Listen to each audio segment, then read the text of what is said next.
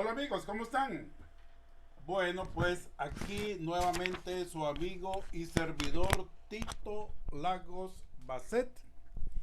En esta oportunidad les tengo una sorpresa muy agradable.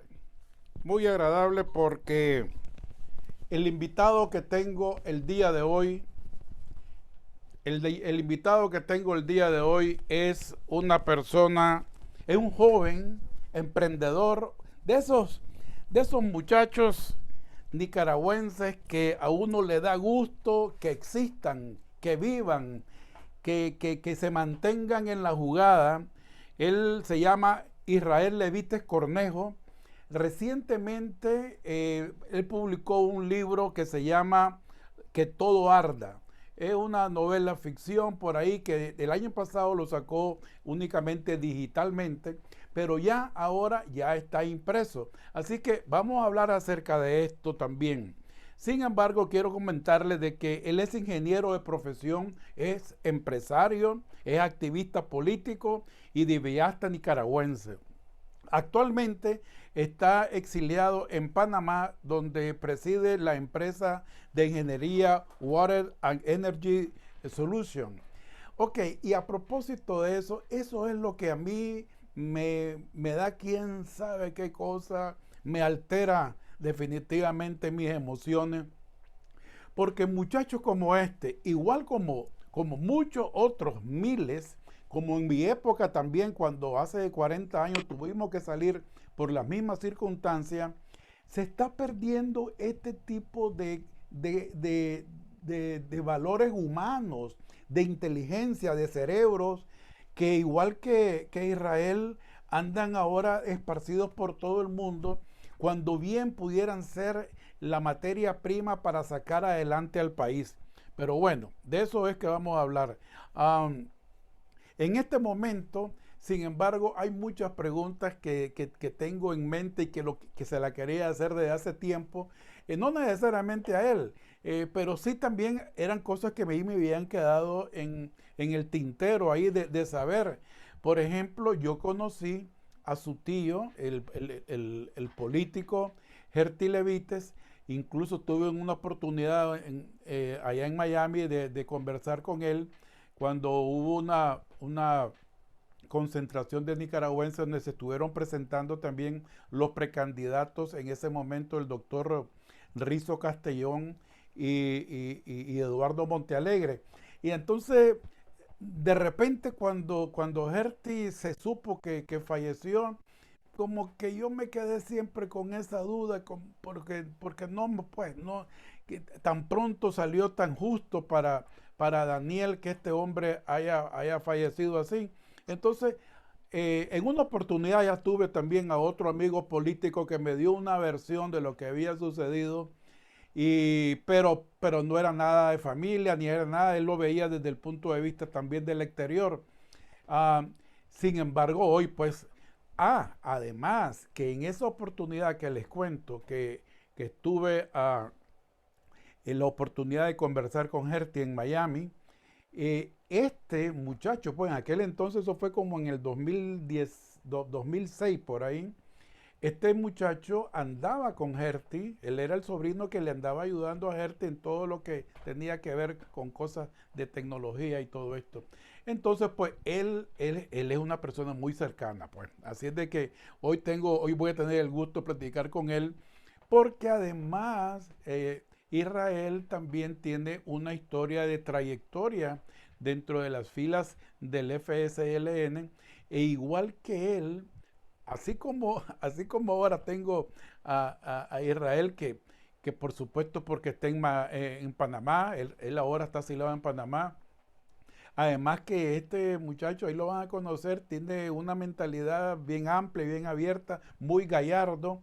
Pero igual que él, yo tengo muchos otros amigos que han pertenecido a la fila sandinista y que ahora definitivamente están totalmente en contra, pero que tal vez por temor, porque no tienen las agallas o porque le falta ese tipo de carisma que ahora van a conocer a Israel, él sí lo tiene. Así que vamos a disfrutar mucho. en el post que estuve poniendo en mis redes sociales, yo mencionaba de que vayan, agarren su butaca, agarren una bolsita de palomitas de maíz, porque esta conversación va a estar muy, muy, muy entretenida debido precisamente al personaje que tengo yo de invitado el día de hoy. Así es de que van a haber varias preguntas aquí. Vamos a preguntarle cuál fue su desilusión en cuanto a las filas del Frente Sandinista. ¿Por qué se aseguran de que Herty Levite fue asesinado? Que no fue sencillamente que murió como se ha dicho, como se ha hecho creer por la dictadura, ¿no? Y yo sé que Israel tiene una percepción del futuro de Nicaragua muy esperanzadora, y eso es lo que yo quiero que todos lo tengamos, porque en este momento de repente, como es normal, como es natural, pues somos humanos, se nos bajan a veces las energías y entra la desesperanza, y eso es algo, por supuesto, que los dictadores gozan, porque así como los tienen atrapados a pueblos como el cubano, como el venezolano, como el norcoreano, porque cuando ya se pierden las esperanzas, pues prácticamente es aceptar de que estás en una cárcel de todo el país, ¿no? Así de que de todo eso vamos a hablar, y que nos cuente también si cree él realmente de que la pareja de dictadoras pueden de verdad perder el poder, y cuál sería esa fórmula para que pierda el poder. Y una cosa más que le voy a suplicar a Israel, debido a que tengo ahora el privilegio de tenerlo aquí conmigo, es de que por favor nos mande un mensaje a toda esa militancia del Frente Sandinista, todos esos jóvenes inteligentes. Aquí estamos hablando únicamente con gente inteligente. Aquí no se trata de hablar con estos muchachos que tienen sobrenombres de sapito, de no sé qué, de sapo, y que son, que ya sabemos, pues que ellos se mueven porque le están dando ahí 200 pesos y hasta ahí nomás llegaron, ¿no? Yo quiero que le hable él a esa militancia pensante, inteligente, a esa militancia de que por supuesto tiene aspiraciones y tiene deseo de vivir bien, pues de vivir mejor por lo menos de lo que en este momento puede vivir. Así es de que yo creo que ya con eso es una bonita introducción, ¿verdad? Ok, amigos, aquí les presento a Israel Levites Cornejo. Adelante, por favor, Israel, dale una bienvenida a mi público, por favor. Don Tito Lago Basset, ¿me No se oye, escucha? no se oye, tenés el sonido bloqueado. Tampoco se oye ahí, no estoy escuchando. A ver, a ver, a ver, a ver, a ver. Aquí, ¿me está Vamos a oyendo? Todavía ver, no. vamos a ver entonces si Uno, soy dos, yo tres. o eres tú. Vamos a ver aquí. Habla, por favor. No, hay algo ahí que no está funcionando. Ok, déjame. Habla, habla. No se escucha, no se escucha. Sigue hablando, por favor. A ver, uno, dos, tres, probando. Exacto, ahora Ahora sí. vamos adelante. Adelante, maestro. Don Tito Lago Basset, un gusto saludarlo, un honor estar aquí en su programa. Pero tengo que iniciar con una corrección. Ok, Yo nunca he pertenecido a la fila de ese partido de las cuatro letras, pero vengo de una tradición familiar que sí está muy vinculada. El comandante Israel Levites Rodríguez cayó en el asalto al cuartel Masaya en 1977. Él fue parte de esa guerrilla que luchaba contra la dictadura somocista. Y Herty, por su parte, también, como recordarás, fue parte del gobierno del Partido Sandinista, fue ministro de Turismo, diputado y alcalde de Managua. Sin embargo, las cosas a lo interno de una familia son un poco más complicadas, y eso lo sabemos todos los nicaragüenses.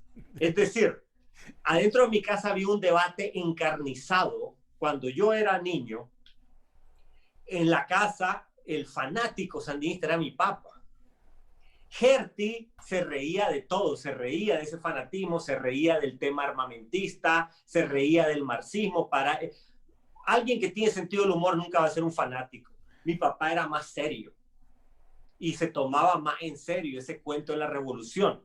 Yo por mi parte, al igual que mi hermano, éramos críticos. Le decíamos a mi papá, ¿por qué hablan de que la revolución es la igualdad cuando vemos a los comandantes que viven como reyes y nuestros amigos tienen unas carencias terribles?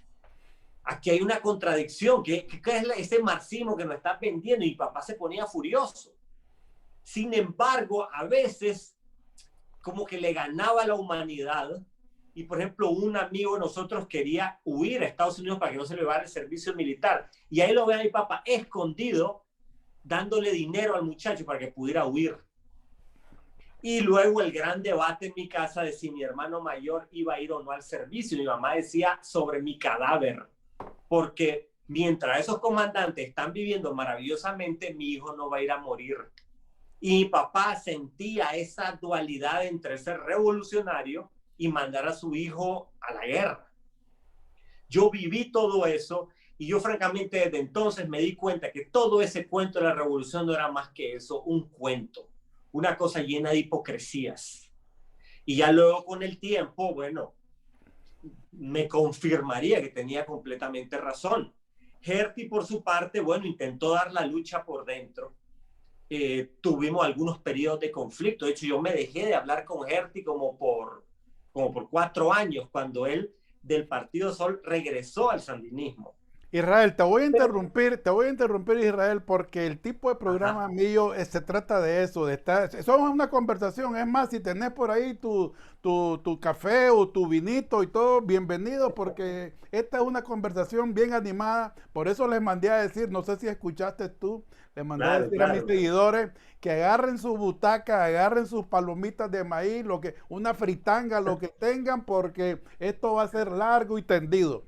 Es la primera vez que te tengo de invitado, Israel, y a mí me gusta, bueno, tengo que aclarar también a ti y ahora a tus seguidores de que este programa que yo tengo no es que lo miren millones de gente, para nada, pero tengo mis seguidores desde hace 24 o 25 años.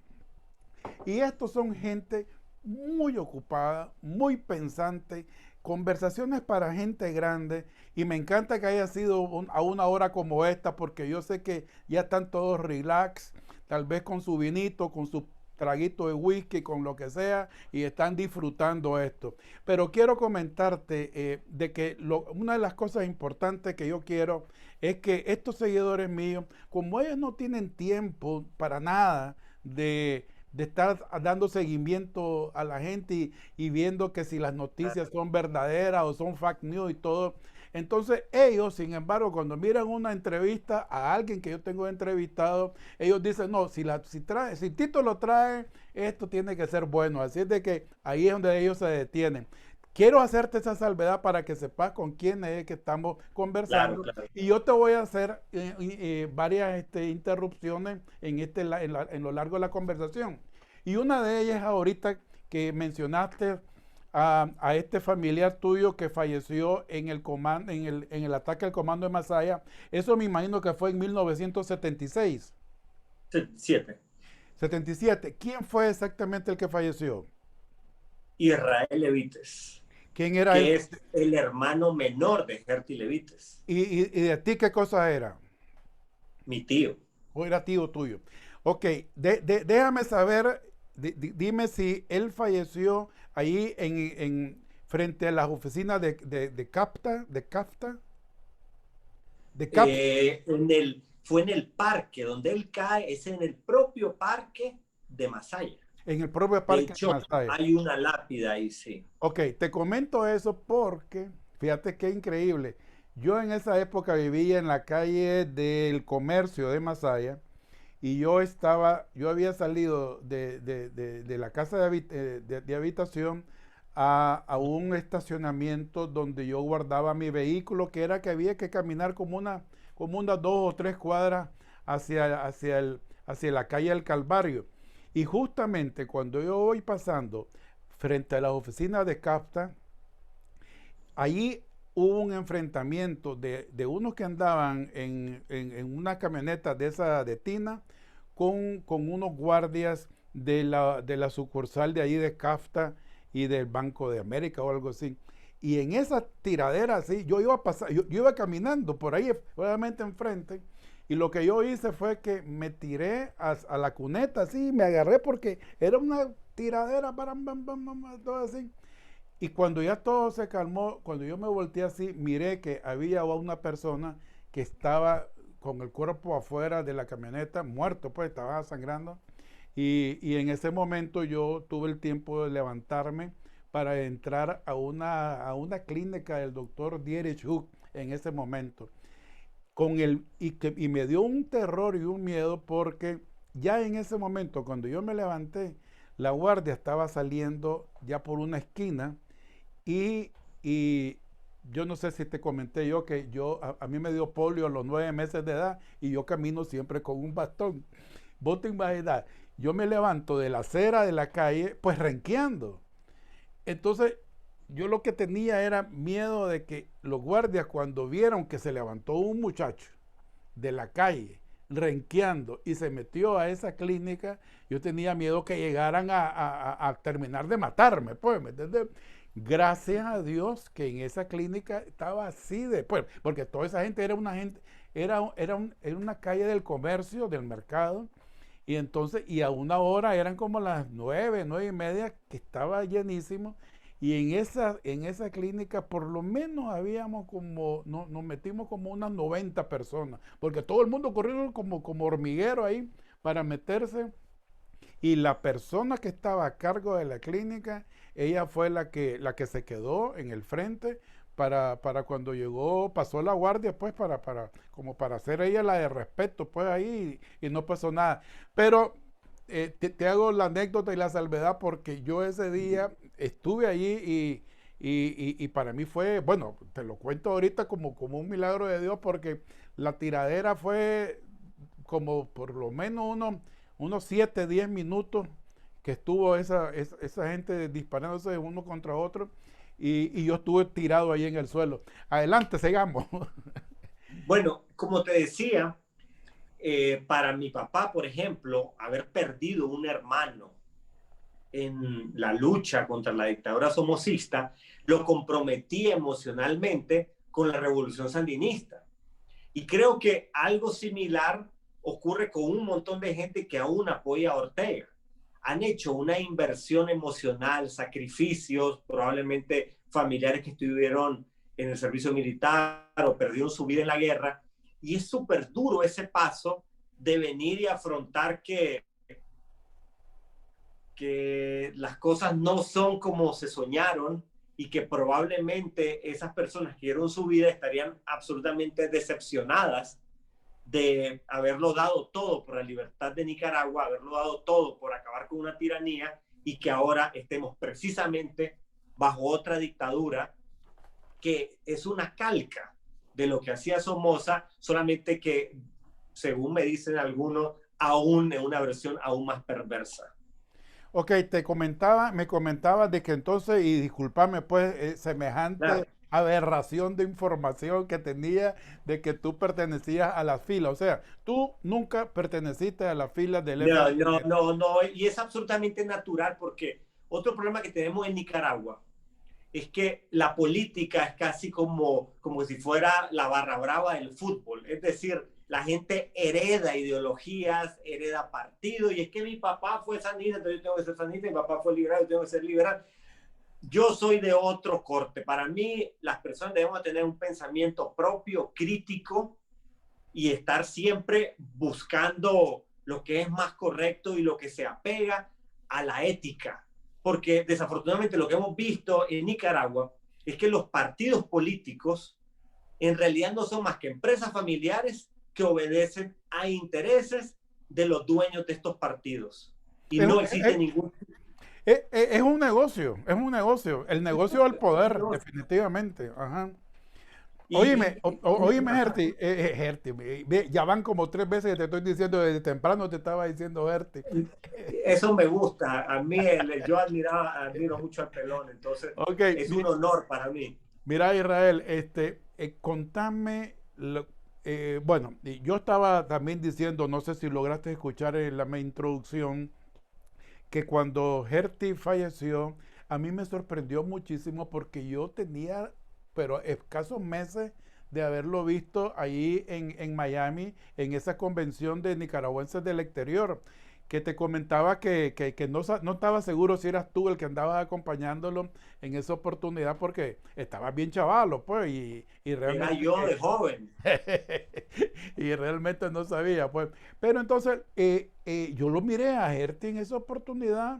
Pues, por supuesto que uno puede morir en cualquier momento, pues eso es obvio. Pero yo lo miré como una persona relativamente sana, de que, y por eso fue que me sorprendió cuando me enteré que había fallecido. Y siempre se me quedó esa duda. En el caso, yo te he escuchado a ti que cuando te refieres a la muerte de Herty, te refieres al asesinato de Herty. ¿Qué es lo que a ti te lleva a hablar con esa conclusión? Ok, yo te voy a exponer unos hechos, vos haces la matemática, es decir, yo te voy a decir 2 más 2, vos dirás si es igual a 4. No me digo yo para que quede bien claro cómo va a ser Somos, esto. somos ingenieros, así de que por ahí vamos a andarla bien. Mira, primero, vamos a hablar de los estudios a los que tuvimos acceso. Te estoy diciendo las últimas 2 semanas antes de la muerte de Herty. Habían estudios hechos en Estados Unidos por republicanos, por demócratas, habían estudios hechos por venezolanos, o sea, estudios por encuestadoras de Costa Rica, y todos eran sumamente similares en la siguiente conclusión. Para Daniel Ortega era imposible cruzar el umbral del 35% necesario para ganar en primera vuelta si Herty Levites corría, porque Herty Levites le arrancaba a él un porcentaje y lo dejaba en el mejor de los casos en 32% Ortega. Ahora, ante la pregunta de si su candidato desapareciera, ¿por quién votaría? Había un sector de votantes de izquierda de Herty que regresaban al Frente Sandinista y le daban a Ortega en su mejor escenario un 37%, tal vez rascando el 38%. Entonces, estratégicamente para Ortega es como lo mejor que le pudo haber pasado que Herty Levites falleciera de un infarto 3 meses antes de las elecciones. Continúo. Herty advirtió 2, 3 semanas antes que le habían dicho que lo iban a matar. Y todos estábamos esperando, yo decía, no, tal vez el tiro me pega a mí. Lo otro que se me ocurre, tal vez avioneta en las que vamos a la costa, la van a sabotear y se va a caer la avioneta. No sabemos por dónde iba a venir el tiro. Por otra parte, Herty tenía un pólipo en el recto que le molestaba mínimamente, pero no era un problema. Ya habíamos hablado del tema que se iba a operar después de las elecciones. Yo llevaba 7 meses trabajando ininterrumpidamente con él. Y me llama la esposa y me dice, mira, tenés vacaciones este fin de semana, lo tenés libre. Y yo lo entendí porque habíamos salido en las encuestas más alto que nunca y dijo, por fin voy a tener 2 días de libres. También mandaron a toda la seguridad de vacaciones.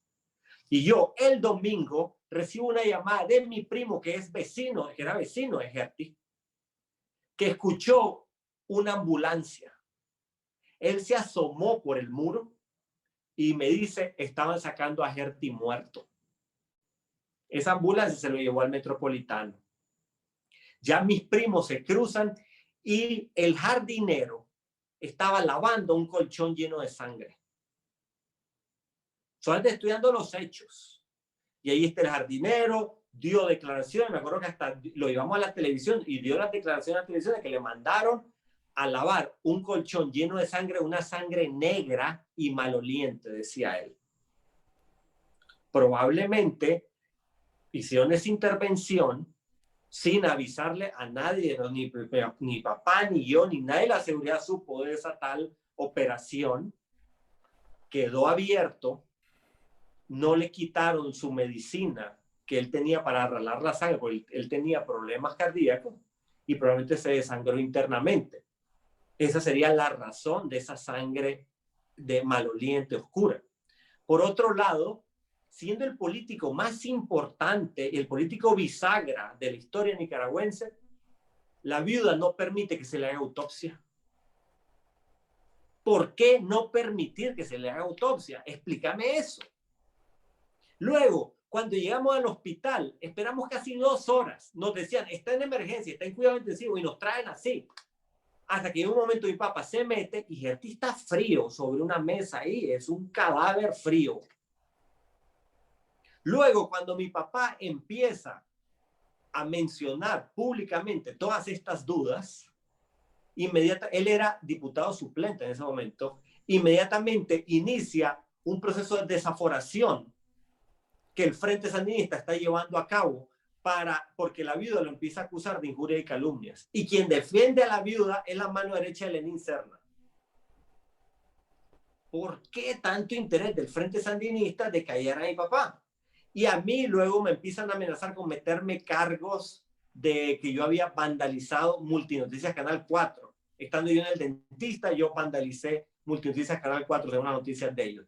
Entonces viene una ofensiva de amenazas del Frente Sandinista porque nosotros empezamos a indagar sobre esta situación extraña alrededor de la muerte de Gertie. Entonces, no te la voy a hacer larga. Yo solo te digo una cosa, Tito. Verde por fuera, verde por dentro y con semilla de aguacate, suele ser aguacate. No me voy a extender más, pues, para no meterme en lío, pero ahí te conté hechos. Vos sacás tus conclusiones, que la audiencia saque sus conclusiones.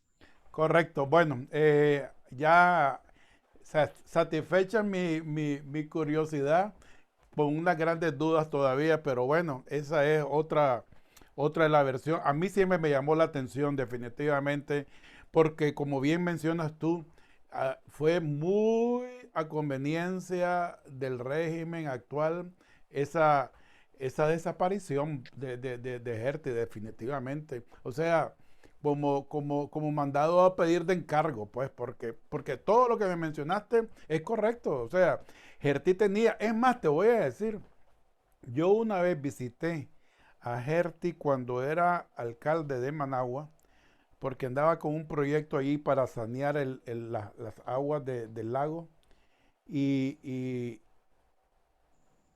bueno, que después eso va a ser otro cuento que te voy a contar, porque yo sé que vos andás con esa cosa también del asunto ambiental. Yo le llevé un proyecto a él bien documentado, y lamentablemente fue un momento bien apurado el que nos encontramos, y él me dijo que le diera toda la información a Coronel Kraus. Y ese señor definitivamente desde que lo sentí, yo dije, este hombre lo va a agarrar y lo va a votar, pues. Y yo no tenía tiempo de estar en más cosas, pues la verdad que sí, porque para mí ese proyecto era un proyecto tan interesante. Había dinero de por medio que iban a estar donando unas organizaciones japonesas, y era algo que ya habían experimentado en otros lugares, y era una cosa ideal para Nicaragua, pues, incluso, pues, esa fue la razón por la cual yo me atreví a presentarle eso, pero eso es otro cuento. Pero lo que te quiero decir que mientras yo le pedía a Gertie cita para verlo a él, que a propósito me la dio cuando nos encontramos en un restaurante de Managua, así, en un almuerzo, le dije, mira, Gertie, le digo esto y esto. Llegaste hoy, me dice, y por eso fue que fue una cosa bien rápida, pues. Llegaste hoy mismo, me dice, pero que platiquemos. Y llegué, pero fue pues una cosa así. Pero la razón que te estoy diciendo es que mientras yo lo estuve esperando, el tiempo que lo estuve esperando, había ahí una cantidad de gente que lo quería abordar a Herty me imagino, para pedirle cosas, para hacerle algunas cosas, pero la gente siempre se expresaba muy bien de Herty. Siempre se expresaba con mucho cariño y gente que lo seguía muy, muy amablemente, pues nada de estarle haciendo clavos ni nada. Todo fue bien bonito. O sea, él tenía muchísimos seguidores que definitivamente le hubiera hecho la vida imposible en esas elecciones a Daniel. Pero bueno, cortemos ahí, como decía mi gran amigo César Meléndez, de el, el, la obra de teatro El Nica. Cortemos ahí, vamos a seguir con otra cosa. En este momento, Israel, ¿cuál es la percepción actual, hoy, 26 de julio del 21, de la situación política de Nicaragua? Dame un briefing, te lo pido a vos, y para que te dirijas a esta gente. Como te digo, en Nicaragua muchas veces la gente cree que porque ellos están sufriendo en carne propia todos esos estragos, y ellos creen de que todo el mundo se da cuenta. Y déjame decirte que no es así, Israel. Aquí la gente no tiene tiempo de nada, de nada. Aquí a cada quien anda con sus propios clavos, buscando el pan de todos los días. Aquí estamos en un país capitalista que si no trabajas no comes, punto, brother. Entonces no tenés ese tiempo. Yo quiero aprovechar que vos estás bastante ilustrado en el tema para que nos hagas un briefing tomate unos 5 minutos si querés, para que nos pongas al día cómo está la situación, para que mis amigos escuchen a alguien que está muy metido en lo que es la política de Nicaragua, sobre todo que tengo también en Israel, gente ahí de que no son necesariamente nicaragüenses, pero que tienen la percepción, la idea de que los yanquis son los culpables de todo, que los yanquis son, si llovió es porque los yanquis lo hicieron, si no llovió fue porque los yanquis lo hicieron, y así. Y entonces hay que ilustrarlos un poquito cómo es la situación actual de Nicaragua. Adelante, Israel. Mira, te platico un poquito de mi experiencia. Yo llevo adversando a Daniel Ortega desde antes que volviera al poder, porque estoy claro que es una mafia corrupta que cooptó los principales poderes. Acordate, la Corte Suprema de Justicia desde un principio la infiltró de un montón de extrabajadores de la seguridad del Estado y se convirtió en su herramienta para convertir en rehenes a un sinnúmero de personas adentro del país, incluyendo a políticos como Arnoldo Alemán. De ahí surge ese pacto infame que no le permite a don Enrique gobernar. Por ejemplo, los apagones fue una crisis creada por estos criminales sandinistas en contubernio con la gente de Alemán, para amarrándole las manos a Bolaños, no permitiéndole poner una fragata que podía solucionar el problema de los apagones. Entonces ellos crean crisis para luego aparecer resolviéndolas. Entonces, Daniel Ortega entra al poder controlando la Corte Suprema, infiltrando la policía, con control también parcial en el ejército, y empieza a desmontar todo lo que es la institucionalidad.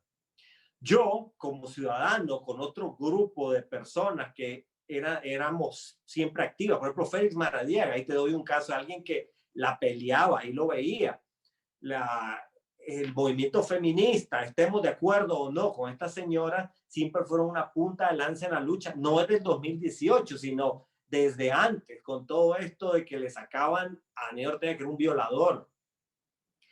Y era muy difícil la lucha en ese entonces, porque con todo ese dinero que vino de Venezuela, estamos hablando de 4.000 millones de dólares, que la familia Ortega Murillo se embolsó, compró voluntades y conciencias de personas de todos los ámbitos políticos y de todas las clases sociales. Entonces, se generó una especie de burbuja de una bonanza que era ficticia, no era sostenible.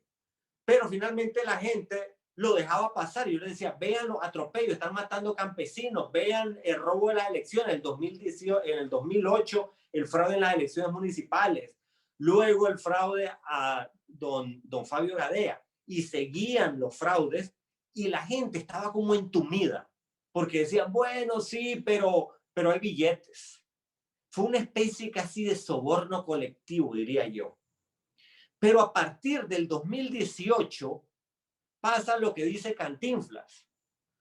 Hoy estamos peor, pero estamos mejor, porque antes estábamos mejor y era mentira, pero hoy estamos peor, pero es verdad. Y por fin yo siento que la gente abrió los ojos. Y la única manera de curarse de algo, como dicen los alcohólicos, es primero reconocer que uno está enfermo. Y eso era lo que nos faltaba a nosotros como nación, que la gente reconociera que teníamos a un gobierno ilegítimo, espurio, dictatorial, que al destruir la democracia y el Estado de Derecho no podía dar las condiciones para un desarrollo económico real, porque lo único que teníamos era una burbuja y una mentira.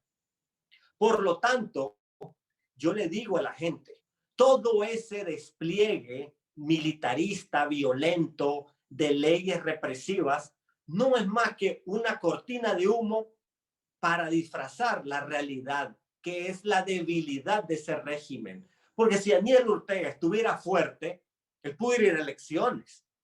Pero ni se le ocurre, tiene que meter preso a todos los adversarios, aún al más pequeño lo tiene que meter preso porque sabe que perdió su base, perdió a la gente que iba a votar por él. Le quedan tal vez algunos fanáticos, le queda gente asustada. Pero yo me pregunto realmente, ¿cuántos nicaragüenses en sus 5 sentidos quieren ver a Nicaragua convertida en una Cuba, en una Venezuela? Porque los sandinistas cuando migran no se van ni a Cuba ni a Venezuela. De seguro habrás recibido a más de alguno ahí en Estados Unidos, Tito. Es decir, la gente tiene bien clara que pelearse con Estados Unidos, que es nuestro principal socio comercial, es un suicidio económico, porque quien compra nuestras exportaciones y a de quienes importamos los productos para manejar para nuestra industria es Estados Unidos, no es Rusia, no es Irán. Por tal motivo, yo quiero aprovechar esto para decirle a los sandinistas que aún andan con esa fiebre antiimperialista, ese discurso de la Guerra Fría está desfasado. Estamos en el siglo XXI, en una época de hiperconectividad, donde el principal valor que existe ya no son esas materias primas que en antaño, que la Banana Fruit Company, el tiempo de Sandino, donde los bananos valían la pena. Estados Unidos es el principal productor de alimentos. Lo que vale ahora es el conocimiento, la industria del conocimiento. Y en eso, en realidad, estamos muy rezagados. Estados Unidos, si quisiera tirar a Daniel Ortega, lo hubiera votado desde hace años, pero en realidad ha seguido dando cooperación, ha seguido apoyando, ha intentado trabajar en los mejores términos. Estados Unidos, lo único que está pidiendo ahorita es, bueno, aquí hay unas reglas de un Estado democrático para poder comerciar. Respeten esas reglas. Ni siquiera es que se está metiendo que tenemos que elegir a un gobierno de derecha o de izquierda. Simplemente está diciendo, nosotros tratamos con estados democráticos y si ustedes quieren que seguir siendo parte de los tratados de libre comercio, respeten las leyes de un estado democrático. Así de simple. Estados Unidos no tiene ninguna intención ni de hacer la vida imposible al gobierno que tenga Nicaragua, el que sea que elijamos, ni tampoco, lamento decir, tiene intención de meterse en una guerra para sacar a nadie. Finalmente nos toca a nosotros los nicaragüenses resolver este problema. Ok, Gerti, mira, ahora que estás hablando de eso, también viene a mi mente la pregunta, pues, del millón. ¿Qué es entonces lo que tiene que hacer el pueblo de Nicaragua para recuperar el poder? Pues para sacar del poder a Daniel, porque ya estamos claros de que la guerra no la queremos, es más, no hay las condiciones tampoco, la historia ahora es diferente y todo. Pero también hay que comprender lo que bien has dicho tú, estamos ahorita con un matrimonio, con una mentalidad es nunca antes existente en la historia de Nicaragua. El mismo Somoza tenía ciertos reglamentos y ciertas cosas de ética, de honor, de lo que fuera, y él sabía comprender: hasta aquí llegué, pues ya estuvo, me tengo que ir, aunque estuviera en contra, aunque no lo hubiera deseado ni nada, pero estos locos se han puesto en un aspecto de negación, de que yo me asusto cada vez que yo escucho hablar a estos señores, porque precisamente todo lo que están diciendo es lo que uno piensa de ellos, pero ellos lo agarran como que ellos son los que son los ofendidos, como que ellos son a los que los han masacrado, como que ellos son las víctimas, en lugar de ser los victimarios. Y yo siento de que ningún país, ni nadie, ni mucho menos los Estados Unidos, se va a meter a ningún conflicto bélico. Entonces, ¿cómo carajo vamos a salir de estos amigos? Me está haciendo una pregunta difícil. Como ingeniero, yo entiendo esto como un flujo de proceso. Y es decir, en esa cajita negra que llamamos dictadura, tiene que entrar un combustible que se llama dinero.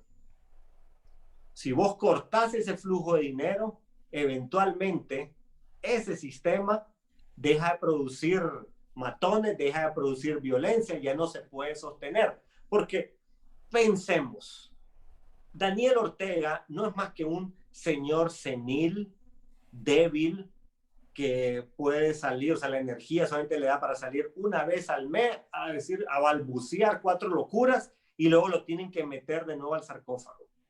Es decir, ese tipo realmente ya está en las últimas.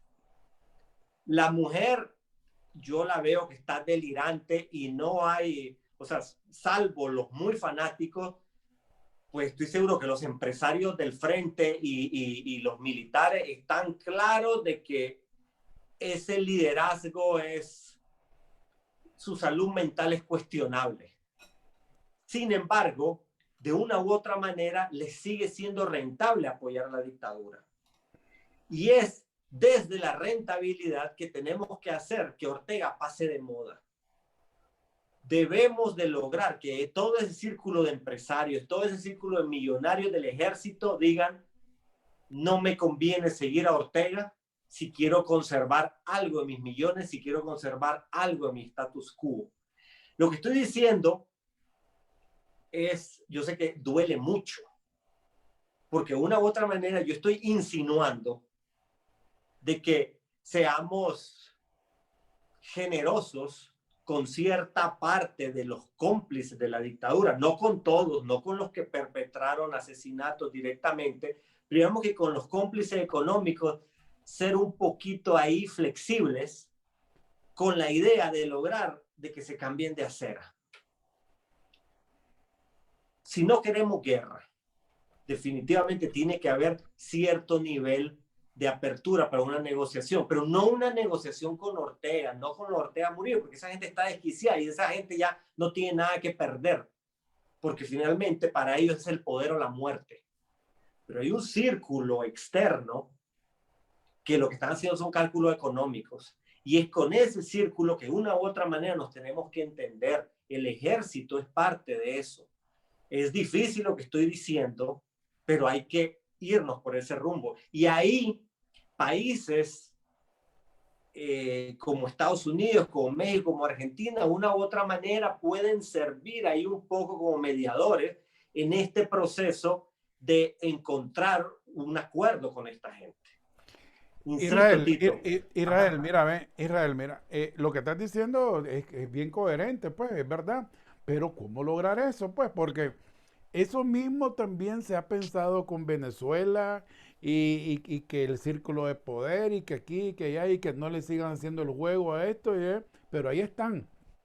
Y yo te Ok. voy a, discúlpame, y yo te voy a decir que una de las, una de las retóricas de las conversaciones que yo tengo con los sandinistas, que siguen a esta gente, es precisamente esto que te voy a mencionar ahorita. Cuando yo les digo todo el inconveniente, que están aislados, que ya no tienen las bases, que económicamente están. ellos sencillamente, pero mira Cuba, mira Siria, mira Corea del Norte, mira Venezuela, o sea, ellos, ellos, ellos se comparan con esto como diciendo, así podemos pasar 50 años más, 100 años más, o sea, en ningún momento están pensando en el progreso del pueblo, en el porvenir, en la mejor estándar de vida. No, no, ellos lo que están únicamente es, así podemos permanecer los años que sean, porque tenemos la policía, tenemos el ejército, tenemos las armas y tenemos los otros poderes del Estado. Y así que el pueblo arda, como dice tu libro, y nosotros aquí en el búnker, hasta que la persona esta se muera, pues por muerte natural, porque yo creo que ahí sí va a haber un problema, porque definitivamente, y creo que vos lo vas a poder compartir conmigo, la señora de los anillos no creo que tenga esa oportunidad de mantener unido a estos que hasta ahora lo están siguiendo. Adelante. Mira, las comparaciones son bien delicadas porque finalmente las circunstancias son muy diferentes. Entonces, extrapolar es riesgoso. Sí, que se pueden ahí atrincherar durante décadas, no es imposible. Yo no te puedo decir que sea imposible, pero es mucho menos probable que en los casos que me mencionaste. Y te voy a decir por qué. Venezuela. Están sentados sobre un pozo petrolero y sobre un montón de minerales preciosos. Es decir, ahí hay suficiente para mantener a una élite corrupta multimillonaria durante siglos. Es verdad.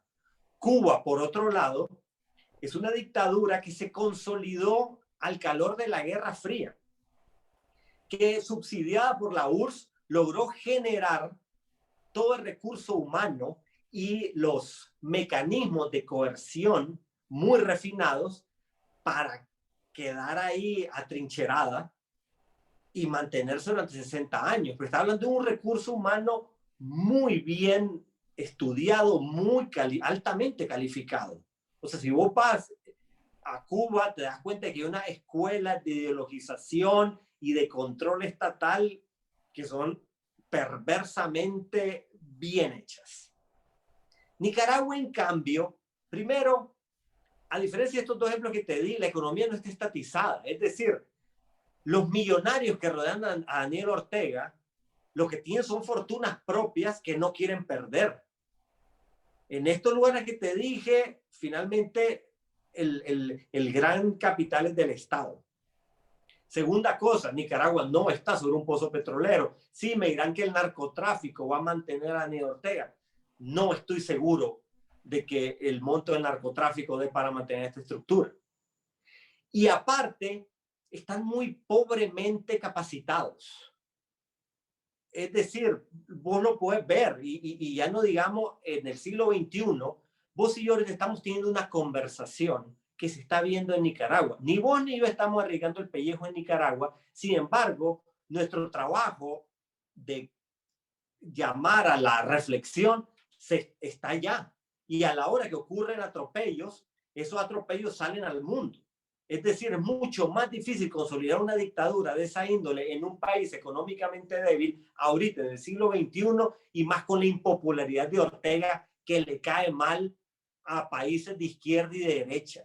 Ese hombre le repugna a todo el mundo. Los únicos que lo apoyan son dictaduras como Irán, como Rusia, y lo hacen solamente por generar problemas en el traspatio de Estados Unidos, pero nada más que por eso.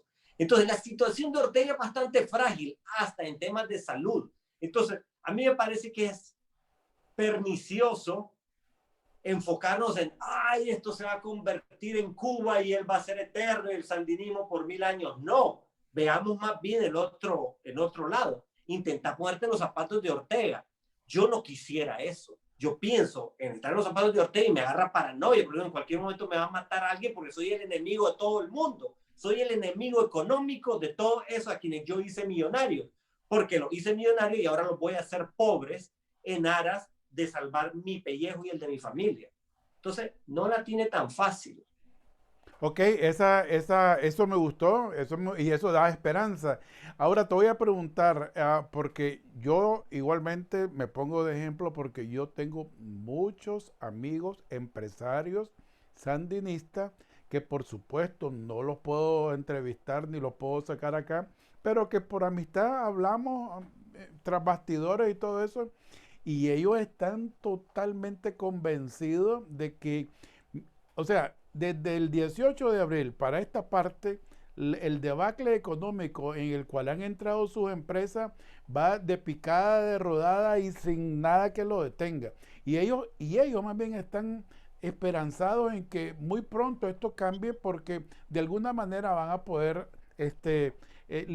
salvar algo de su capital, además de que son gente que relativamente pues no son de los que han andado matando gente ni nada, son sencillamente empresarios que se han aprovechado obviamente de la bonanza del poder.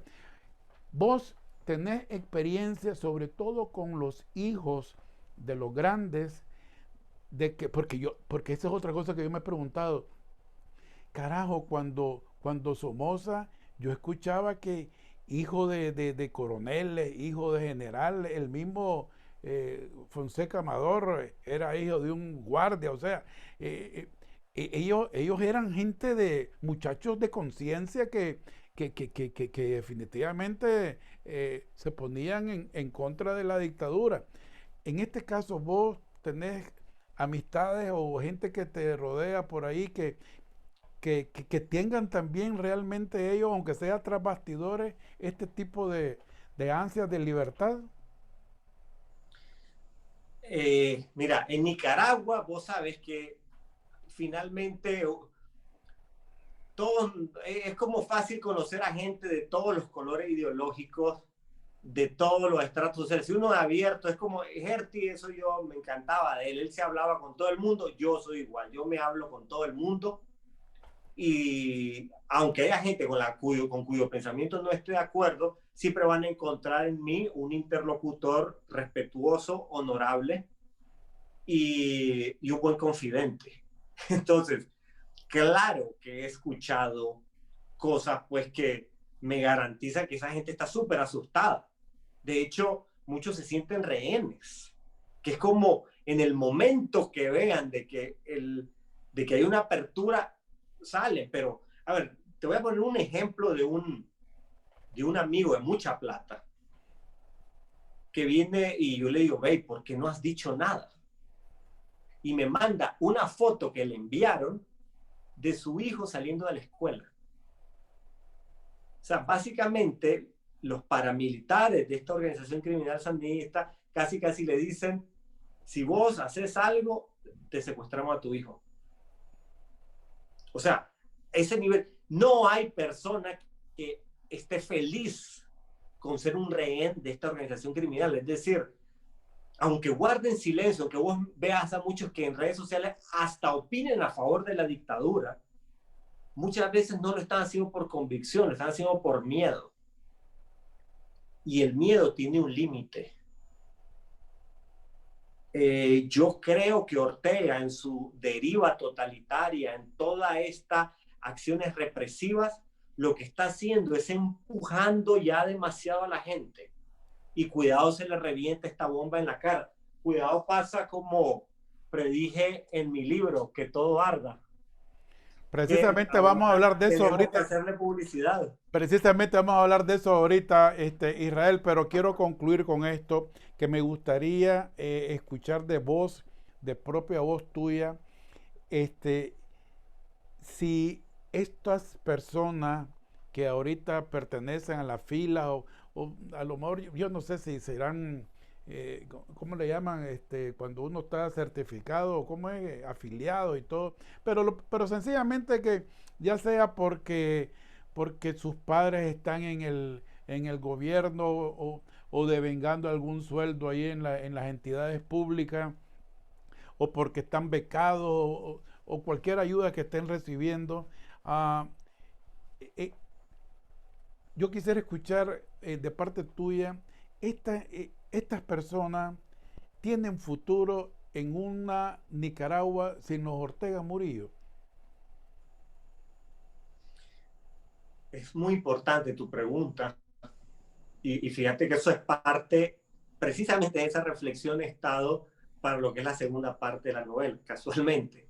Porque creo que es momento que aprendamos una lección importante los nicaragüenses. Y es la importancia de la tolerancia, de respeto a las ideas, de que si vos odias al sandinismo, porque el sandinismo es violento, vos tenés que ser un agente de paz. Si vos odias al sandinismo porque es mentiroso, vos tenés que ir siempre con la verdad. Si vos odias al sandinismo porque es sectario, vos tenés que ser abierto con las ideas, con la pluralidad.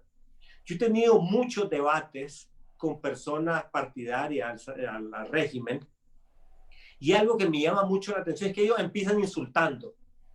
Yo no respondo con insultos, respondo con argumentos, ideas.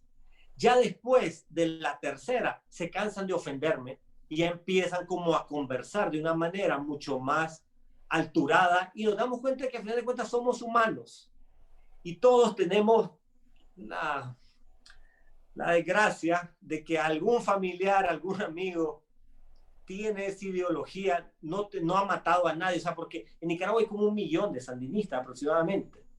De esos, ni el 0.01% es realmente asesino, o sea, asesinos yo creo que no llegan, no habrán ni 300 asesinos sandinistas, es un grupo muy limitado al servicio del dictador. La gran mayoría son personas que reciben esa información contaminada de los medios oficialistas, que tienen una dependencia emocional con esa ideología por todo lo que han dado, por la historia, por los sacrificios de su familia, por los favores que han recibido, y les cuesta romper con eso. Pero finalmente son nicaragüenses que tienen que ser parte de nuestro proyecto de nación, porque no puede ser que en un país de 6 millones de habitantes, digamos, este millón no puede ser, no, tenemos que excluirlo, tenemos que matarlo, o sea, somos nicaragüenses también. Y no podemos ser como ellos que llaman a la exclusión, que son un fascismo tropical. No, nosotros tenemos que ser democráticos. Y la democracia implica apertura, respeto al pensamiento y a la ley. No pueden haber impunidades. Los que tienen la mano manchada de sangre tendrán que responder por sus crímenes.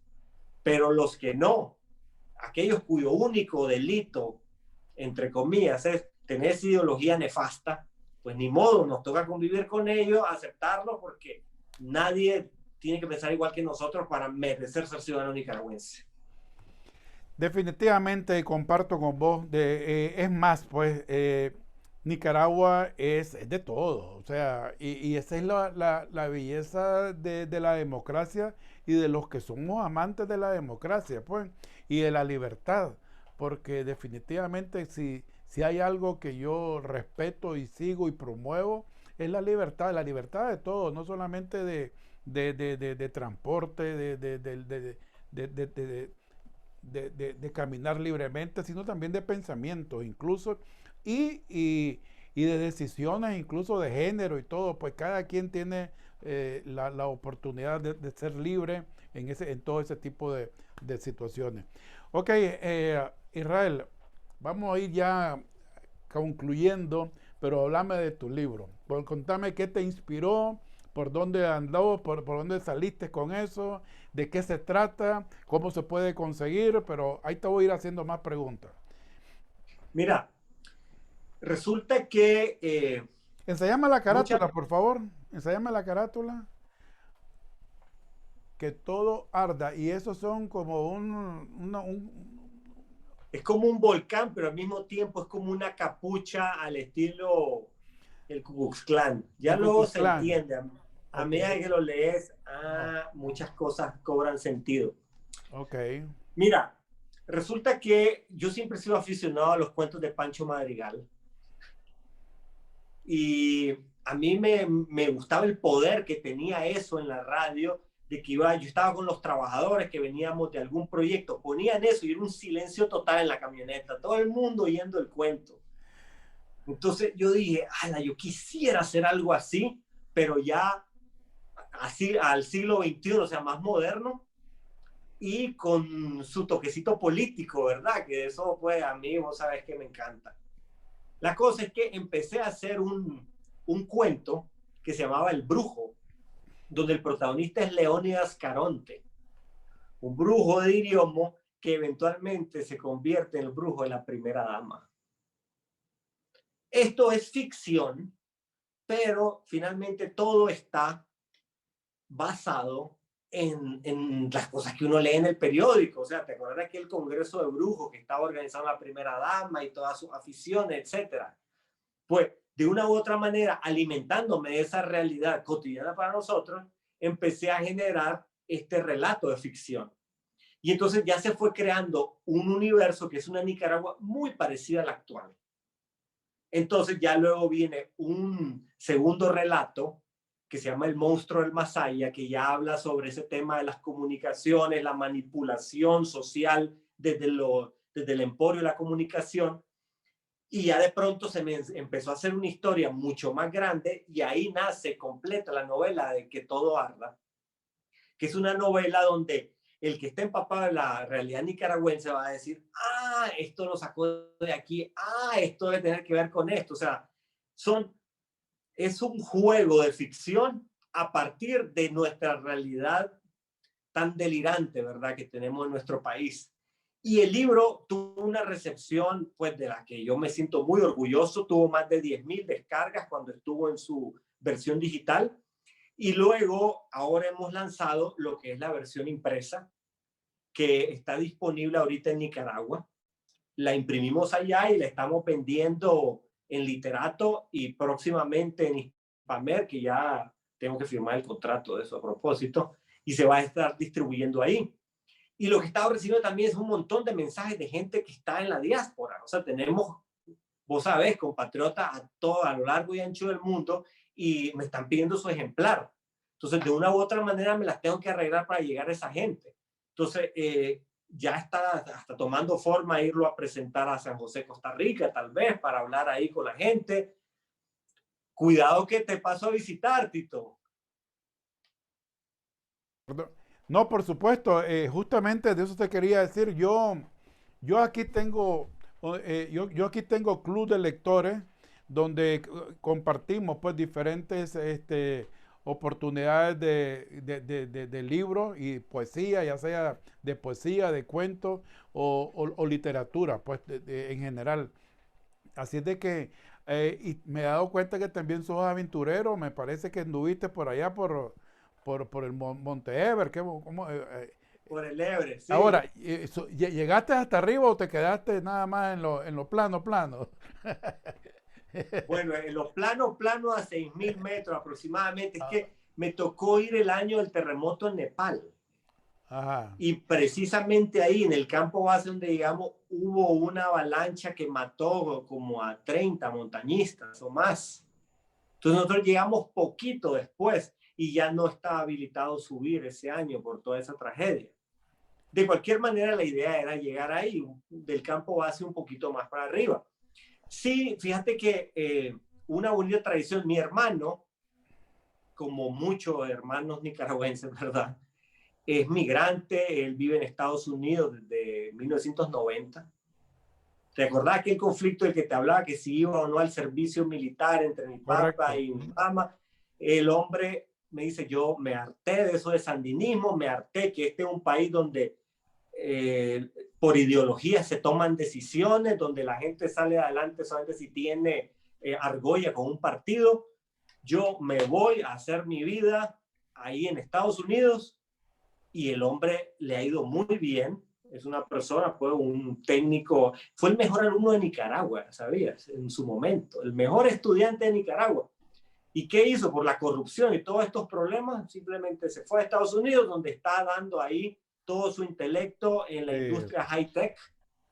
Un hombre talentosísimo, y lo que hacemos es que generalmente, como vivimos desde hace 30 años en países diferentes, armamos viajes para reunirnos. ¿Dónde nos vemos ahora? Veámonos en los Andes, y ahí nos vemos en Bolivia, escalamos una montaña, veámonos en los Himalayas, allá no, en Turquía, y ahí andamos viéndonos en algún lugar del mundo. Bueno, pues entonces mira, cuando andes por estos lados me avisas con tiempo. Como te digo, yo pertenezco a un club de lectores y un club de escritores también de aquí, porque también saqué mi librito por acá. No sé si, A si ver, lo has hacerle visto, propaganda. si lo has visto por acá. Y entonces, pues, yo tengo, con esta gente me reúno constantemente porque nos apoyamos mutuamente, ¿ves? Sobre todo para intercalar ideas y pensamientos que me fascina, pues, me fascina. Así de que me tenías a la orden por acá también, ¿oíste? Cuando andes por acá, me avisas con tiempo y planeamos algo, ¿ok? Dale, Tito, no, ha sido muy agradable conversar con vos. Bueno, ok, mira, no me quiero retirar sin antes pedirte una vez más que te dirijas, por favor, a las personas que en este momento todavía están coqueteando ahí con el régimen y que yo quiero escuchar de parte tuya con la convicción que tú tienes de por qué razón es necesario, justo y necesario, de que el régimen de Nicaragua tenga que claudicar lo más pronto posible, ya que te decía yo anteriormente, me enoja, me da quién sabe qué cosa el ver cuántas mentes nicaragüenses se tienen que salir al exilio para poder encontrar oportunidades, cuando en Nicaragua, si la verdad que Nicaragua podríamos tenerla como un país próspero, como un país de mucho porvenir. Pero por favor, dirígete a esta gente y dándole ya el último goodbye a mis televidentes. Bueno, hermanos nicaragüenses, aprovechando que estamos en julio, es momento de reflexionar sobre cómo se luchó en aquel julio del 79. Toda una nación se levantó para liberarse de una dictadura, para liberarse de una familia corrupta, millonaria, con intenciones dinásticas que controlaba todos los poderes del Estado. Y es realmente una vergüenza que muchos que formaron parte de esa gesta o que admiraron esa gesta ahora están precisamente apoyando a una familia corrupta con intenciones dinásticas, millonaria, que controla todos los poderes del Estado. No puede ser que sigamos atascados en el mismo ciclo de la historia. Nicaragua no necesita más dictaduras. Nicaragua necesita prosperidad, democracia, un hogar en donde alcancemos todos y no sea necesario que personas como Tito, como yo o como muchos que ustedes conocen estemos ahí alrededor del mundo dejando nuestro talento en otros países en vez de Nicaragua. Nicaragua no necesita ser otra Cuba, Nicaragua no necesita ser otra Venezuela, Nicaragua necesita ser Nicaragua libre. Y eso solamente lo vamos a lograr si los ciudadanos nos unimos y nos hermanamos por recuperar la democracia. Así que yo les digo, no piensen de que la caída de Ortega tiene que ser la caída de ustedes también. Dejen atrás ese dictador, dejen atrás esa dependencia que tienen con él. Finalmente, el compromiso de ustedes, como fue el compromiso de mi familia, es con la libertad de nuestra nación, no con ideologías, no con caudillos. Muchísimas gracias, Israel. Y bueno, y ahora ya que hemos tenido esta primera oportunidad, quiero comprometerte para que regularmente nos estemos sentando quizás con un poco más breves las conversaciones, porque me interesará de seguir tu trayectoria donde te encuentres, ¿ok? Así que Muchas gracias. muchas gracias. No me quiero retirar sin pedirte, por favor, que me acompañes a una oración que digo yo siempre que tengo invitados como tú. Márchate de Nicaragua, Satanás, inventor y maestro de la mentira. Te lo exigimos en el nombre de nuestro Señor Jesucristo y en el nombre de su preciosísima sangre. Amén.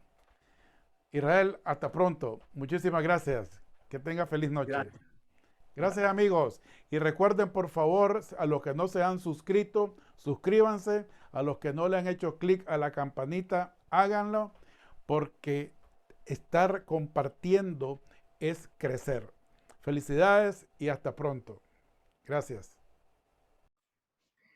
Bueno, cuando mis amigos me preguntan qué mariachi utilizo yo para mis fiestas personales, sin lugar a duda tengo que mencionar a mi amigo José Cervantes, el dueño de elmariachilatino.com. Somos amigos desde hace muchísimos años y indudablemente es el mejor mariachi de California. Cuando lo llamen, díganle que van de mi parte, Tito Lagos Basset, y me lo saludan. Cuando necesite trabajos de madera o tridimensionales, o necesite botones alusivos a alguna publicidad o recuerdos, le recomiendo Jewelry Maker y que llamen a su propietaria, Alejandra Lagos. La conozco desde hace tiempo.